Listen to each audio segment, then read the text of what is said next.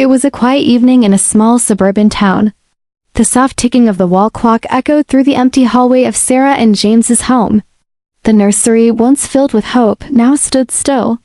Tiny clothes hung untouched, a crib sat unused, and the air smelled faintly of lavender and baby powder. Sarah sat by the window, holding a small teddy bear to her chest, her eyes swollen from days of silent weeping. James stood near the door, unable to enter the room.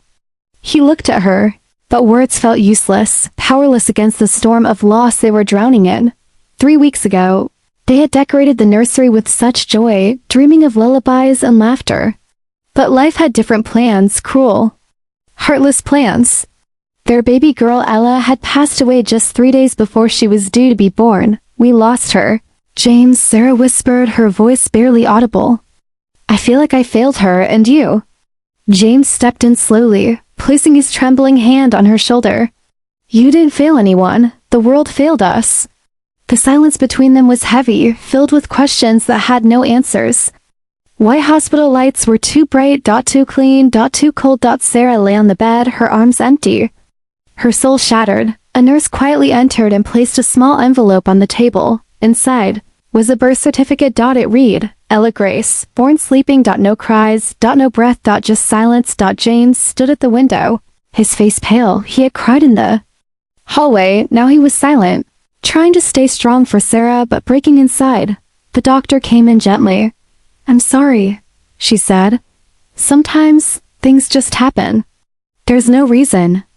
But that was the hardest part. No reason. No goodbye. No second chance. Sarah looked down at her hands. She prepared to hold her baby, not to bury her. And in that moment, time stopped. Hope faded, and a young couple's world collapsed in quiet heartbreak. Returned home 2 days later, but it didn't feel like home anymore. The house that once smelled like baby powder and fresh paint now smelled like sadness. Sarah stood in the nursery doorway. The crib was still there. So were the tiny socks, the baby lotion, the name painted on the wall, Ella Grace, written in soft pink letters. She walked in slowly, touched the crib bars, touched the baby blanket, and finally, she sank to her knees on the floor and wept. James stood behind her. Helpless, he wanted to hold her. To fix everything, but he couldn't. He sat beside her in silence, their hands met on the floor, fingers tangled together, two broken souls holding on to each other. They didn't speak, because words had no place in a room built for dreams that would never come true. Outside their house, the world moved on. People smiled, children played, neighbors asked, How are you both doing now? With polite voices and empty eyes. Sarah forced a smile. James nodded silently. But at night, they sat at opposite ends of the bed, too tired to talk, too sad to sleep. One evening, Sarah tried to pack Ellie's things. She opened the drawer, picked up a baby sock, and broke again. James heard her sobbing. He rushed in, took the sock from her trembling hands. We don't have to do this now, he whispered. Then when? She cried. Will there ever be a right time? He pulled her close. She rested her head on his chest, and they both cried together for what was lost, for what never got a chance to live, for the future that vanished. Before it began, grief changes people. One night, the silence finally broke, not with words of love, but with pain.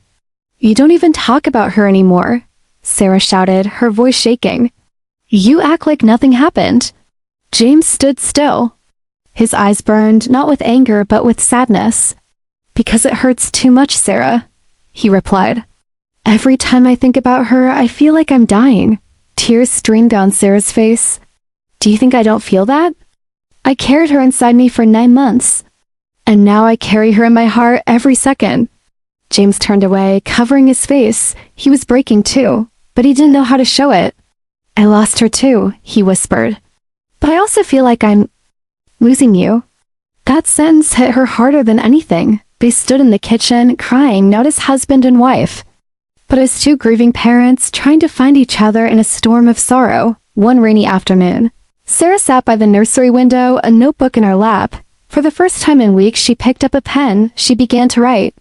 Dear Ella, we never got to hear you cry. We never saw you open your little eyes, but you were real.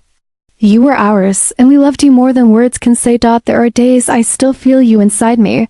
I talk to you in my dreams. Sometimes, I hear your laugh in the wind.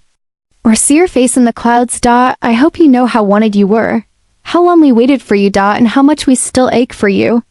Maybe we'll meet one day, in another life. Until then, know that you were never forgotten. You were and always will be our baby girl. Love, Mommy. When Sarah finished, her hands were trembling. She placed the letter inside Ella's crib and kissed the edge gently. James entered quietly.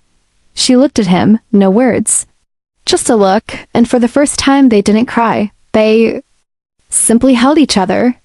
While the rain tapped gently on the window, a few days later, Sarah and James visited the cemetery.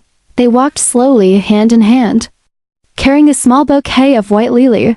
They stopped at a tiny grave. No bigger than a cradle, a white stone stood quietly in the earth. It read, Ella Graceborn, sleeping forever in our hearts. Sarah knelt down, her fingers brushing over the name. She placed the lily beside it, then added a small pink ribbon she had tied to Ella's first pacifier. James took a deep breath, then said the words he had been holding for weeks. I'm sorry, baby girl.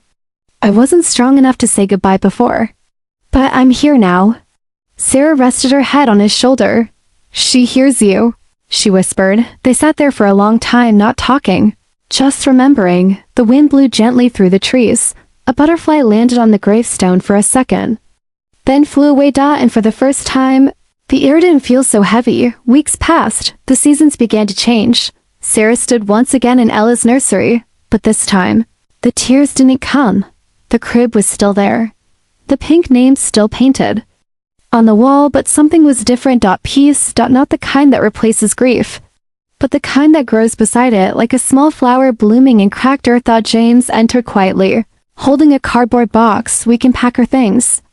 Only if you're ready, he said. Sarah looked around, then nodded slowly. They worked in silence, gently folding each tiny dress, each memory, each dream. They didn't throw anything away. They placed it all inside with care, like precious treasure. And when they sealed the box, they labeled it, Ella's Things Forever Loved.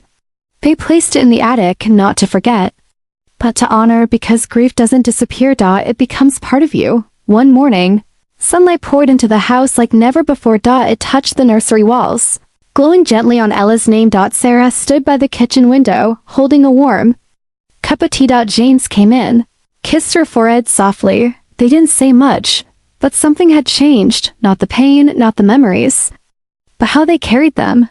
They went for walks again. They talked about normal things. They laughed, not often, but when they did, it didn't feel wrong anymore. One day, James whispered, Do you think someday we could try again? Sarah looked at him. Her eyes still held sorrow, but this time also something else. Hope. She placed her hand over his and nodded. When we're ready, and not to replace her, but to love again. They both knew Ella can never be replaced, but love doesn't run out, it grows. Even in broken places. Outside, a breeze swayed the tree branches. A single ray of light danced through the glass. And in that light, they felt her. Still with them. Always. Months passed. The house slowly felt less like a place of silence, and more like a home again. But Ella was everywhere. In the music box that still played softly in the nursery. In the drawing James had framed, a tiny heart with wings. In the warmth of sunlight on their faces. In the dreams Sarah had, where a baby laughed and DB vanished like mist. They never stopped missing her. They never stopped loving her, but they learned to live with the pain, not under it.